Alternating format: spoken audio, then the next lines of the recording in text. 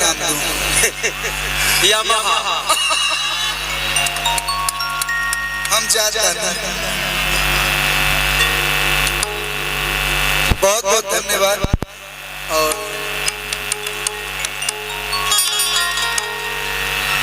और हम सबके पापा आ गए इधर देखिए, हम सबके बाप हमारे अंकुश राजा जी,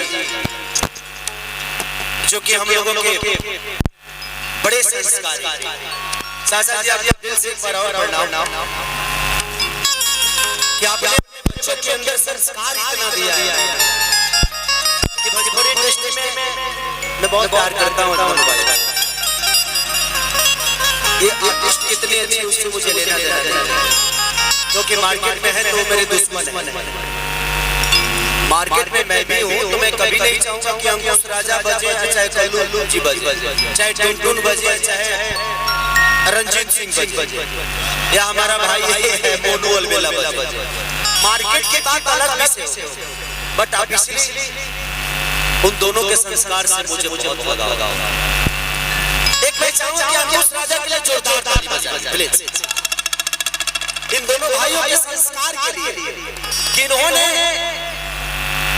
इंसान की देखिए पहचान ठीक है होती है, गायकी से होती है, पर्सनालिटी से होती है, लेकिन मैं पर्सनली इन दोनों भाइयों को मैं संस्कार के नाम से जानता हूँ। और मैं जिससे भी मिलता हूँ बोलता हूँ कि संस्कार के मामले में आप लोग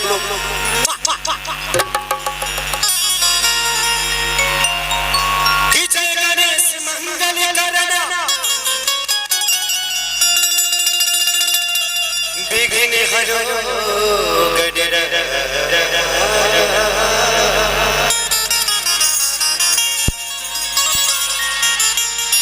एक दंत करी वरी बदला सिद्धि करो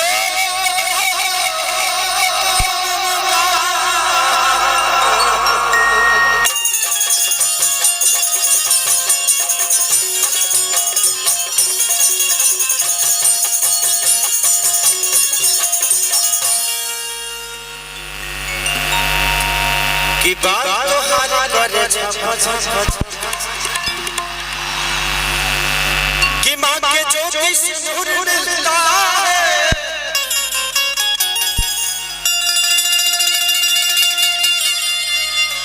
सभी के दिलों को सुरूर मिलता है।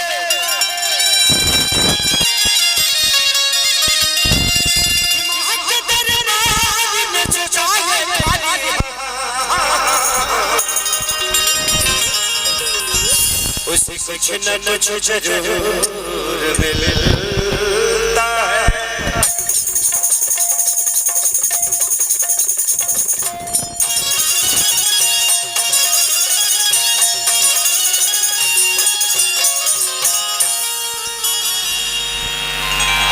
आइए को भजन गाएगा, ऐसे हमारा अलग अलग भजन का माहौल पाए।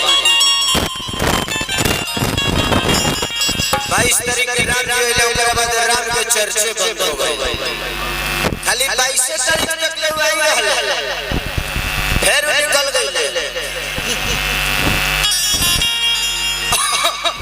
अब पता ना का कहल जाए, बट कोई बात नहीं, हमारे मन में भगवान है, हमारे मन में राम है, हम उन्हें आजीवन पूजते हैं। भगवान अयोध्या में 22 को ही नहीं, मुझे लगता है कि धरती जब से उत्पन्न हुई है तब से हमारे दिल और हमारे दिमाग में भगवान बसे हुए हैं।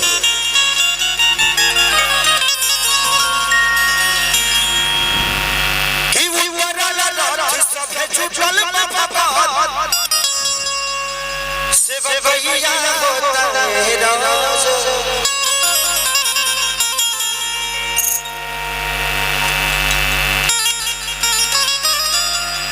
बैठा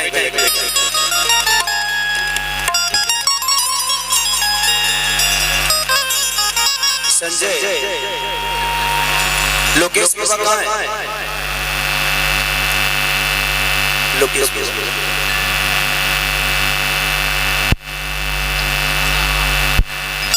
लोकेश बाबा को बुला लो और भैया भैया को बुला लो।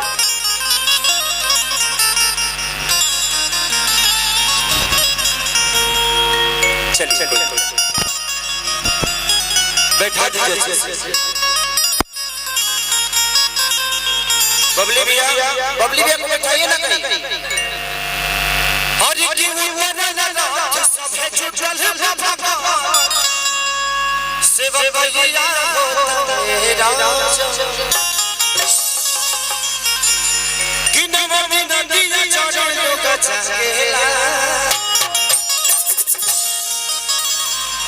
माई लगलबा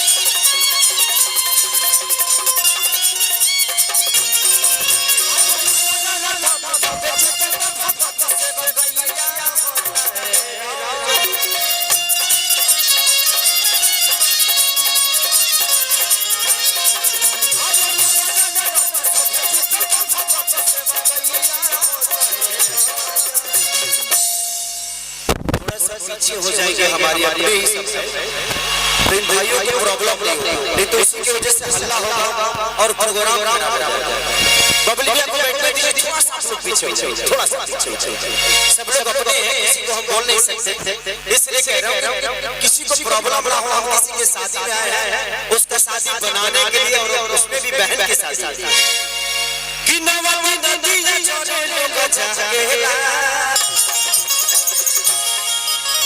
और उसमें भी ऐसे आदमी के बहन के शादी में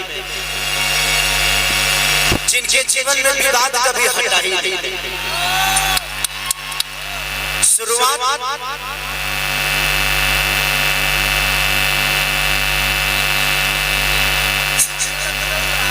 कि जान मरल लखनऊआ